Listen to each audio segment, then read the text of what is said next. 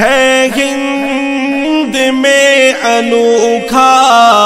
مرکز تحفظ دین، یہ دل کا ترجمہ ہے مرکز تحفظ دین۔ دوسرا سوال یہ ہے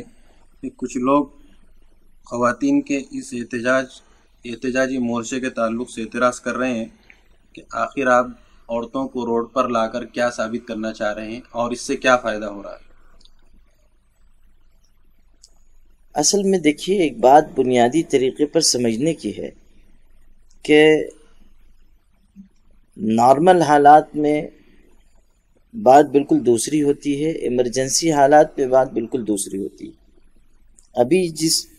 جن حالات سے ہم اس ملک میں گزر رہے ہیں وہ ایمرجنسی حالات ہیں، ان میں کچھ ایسے فیصلے بھی ہمیں کرنے پڑ رہے ہیں جو عام حالات میں ہم نہیں کرتے۔ جہاں تک سوال اس کا ہے کہ فائدہ کیا ہوگا، مجھے بھی اس بات کا علم ہے کہ بہت سارے ہمارے حضرات، بہت سارے ہمارے دانشور حضرات بھی اور دیگر حضرات بھی یہ بات کہہ رہے ہیں کہ اس کا کوئی فائدہ نہیں ہوگا اور گورنمنٹ متوجہ نہیں ہوگی۔ سوال یہ نہیں ہے کہ گورنمنٹ کتنا متوجہ ہوتی ہے اور کتنا متوجہ نہیں ہوتی ہے،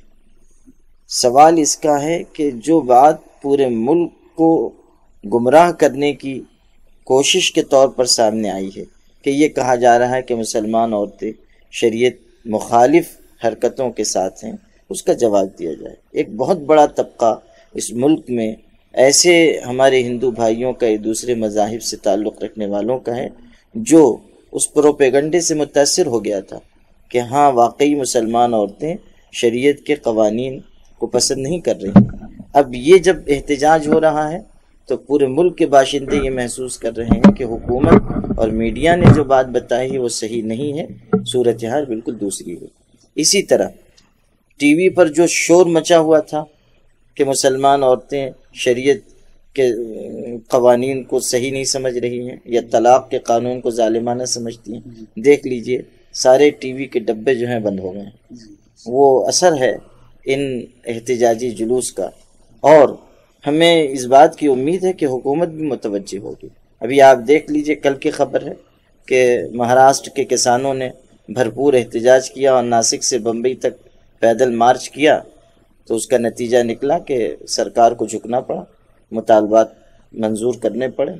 اور اس بات کا اعلان کرنا پڑا کہ ہم کسانوں کو ان کا حق دیں گے۔ یہ تو حکومت سوتیلا پن کر رہی ہے